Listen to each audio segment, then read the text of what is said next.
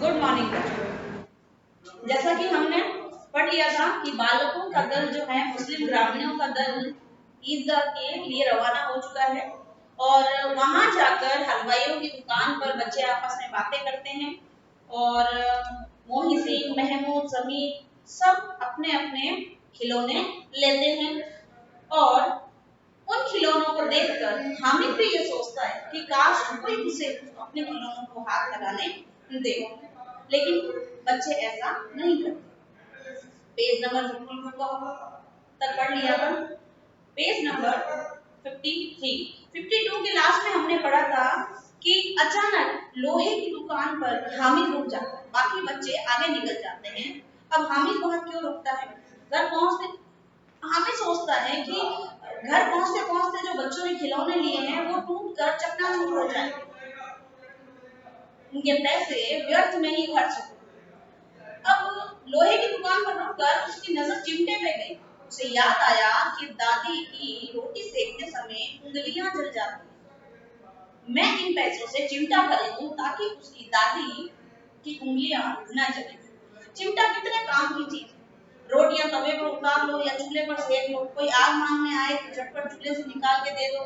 हामिद के साथी आगे बढ़ रहे थे, कोई कहीं शरबत पी रहा था, कोई कहीं मिठाइयां खा रहा था, लेकिन वो हामिद इन सब से बेखबर चिमटे की दुकान पर गया और चिमटा लेने के लिए आगे बढ़ा।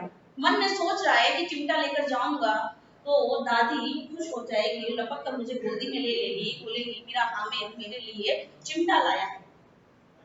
अब एक एक टोकरियां खिलौने टूट जाते हैं। दुकानदार ने उसकी ओर देखकर कहा, जब हामिद ने दुकानदार से पूछा कि ये चिमटा कितने का है, तो दुकानदार ने उसकी तरफ देखकर कहा कि तुम्हारे काम की चीज नहीं है, आगे निकलो। तब हामिद ने कहा कि बिकाऊ नहीं है। दुकानदार ने बोला है तो बताओ कितने का। दुकानदार ने कहा 6 पैसे। वस्तुनिष्ठ प्रश्न में प्रश्न आया था कि दुकानदार ने चिमटे की कीमत कितनी बताई? 6 पैसे। अब 6 पैसे का चिमटा, 6 पैसे का चिमटा। उसने कहा नहीं, ठीक ठीक बताओ कितने में दोगे। तब दुकानदार ने उसे लास्ट 3 पैसे में चिमटा दे दिया और हामिद के पास कितने पैसे थे? 3 पैसे। उस 3 पैसे में उसने ना कुछ खाया ना कुछ खरीदा, केवल एक चिमटा दादी के लिए ले लिया। ये कहता वो आगे बढ़ गया। अब बच्चों ने जब वो चिमटा देखा, तो बोला हामिद तू क्या पागल है, ऐसा चिमटा क्यों खरीदा, खिलौना लेना थी, ये लोहे का चिमटा तेरे किस काम का। लेकिन उसने बोला कि मेरा चिमटा चाहे आप चूल्हे में लगाए तो भी नहीं चलेगा, मेरा चिमटा चाहे कंधे पर रखे तो बंदूक बन जाएगा, मेरे चिमटे को अगर बजाया जाए तो खड़ताल का काम करेगा, यानी जो पीर बाबा होते हैं जो बजाते हैं चिमटे को, उसका भी कार्य वो कर सकता है। अब बालकों के 2 दल हो गए, महमूद, मोहसिन, समी और नूरे एक तरफ थे और हामिद अकेला ही।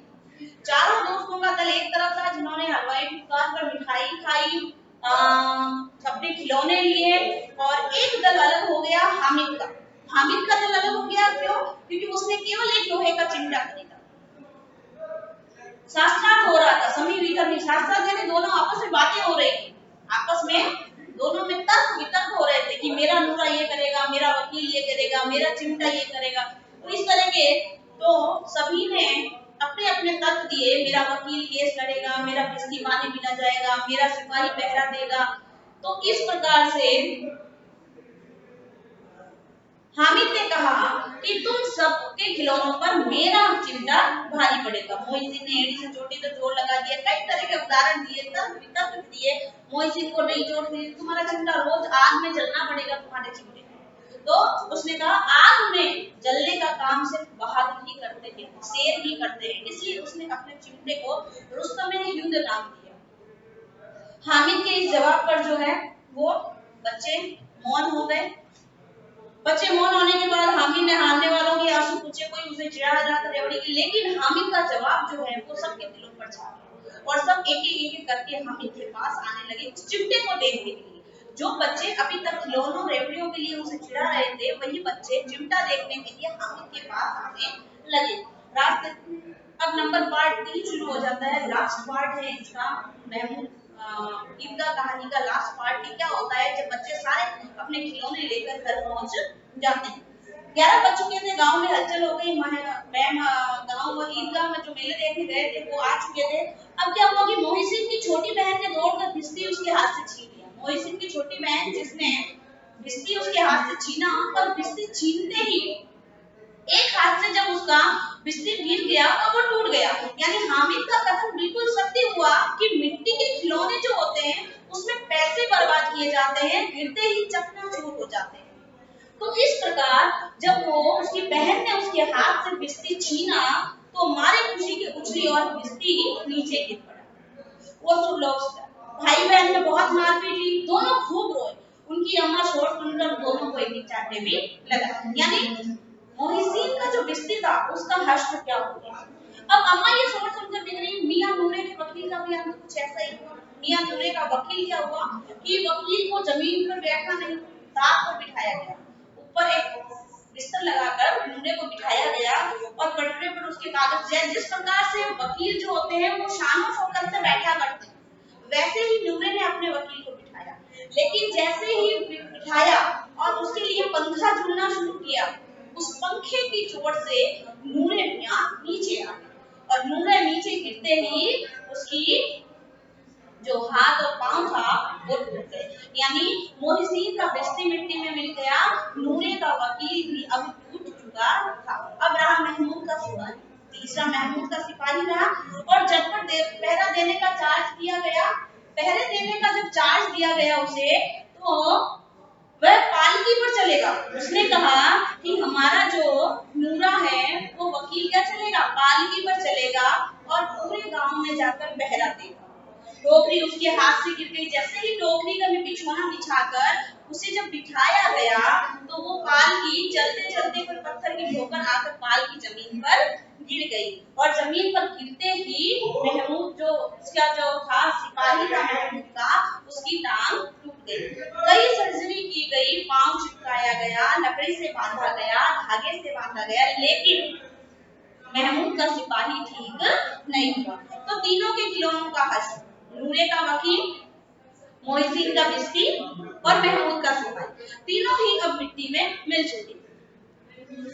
अब अमीना ने घर आया, अमीना ने हामिद की आवाज सुनी, आते ही उसे गले लगा लिया और जैसे ही हामिद ने हाथ से छुपाते हुए निकाला चिमटा और दादी को दिखाया कि दादी मैं आपके लिए चिमटा लाया हूँ, वैसे ही अमीना ने छाती पीट ली। छाती पीटना अर्थात अमीना दुख से रोने लगी। अमीना ने समझा कि बच्चे को 3 पैसा दिया, पैदल गया, लेकिन कुछ भी न खाया न पिया और न ही उसने कोई चीज अपने लिए खरीदी, सिर्फ ले आया मेरे लिए एक चिमटा।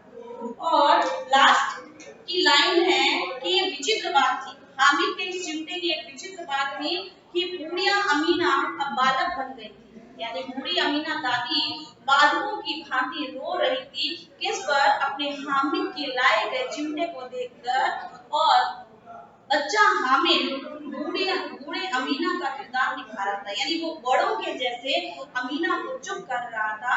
इन दोनों का ये स्नेह जो रहस्यमय था, इन दोनों का ये अगाध प्रेम, जो आंसू की बड़ी बड़ी बूंदें जो गिरती थी, वो रहस्य समझ नहीं पाता। हामिद ये समझ नहीं पा रहा था कि आखिर दादी को क्या हुआ, दादी क्यों रोए जा रही है। तो ये कहानी हमें ये दर्शाती है कि एक छोटा सा बालक जिसमें अभाव आते हैं, बचपन में जिसमें जिम्मेदारियां आती हैं, वो किस तरह बड़ों जैसा व्यवहार करने लग जाता है।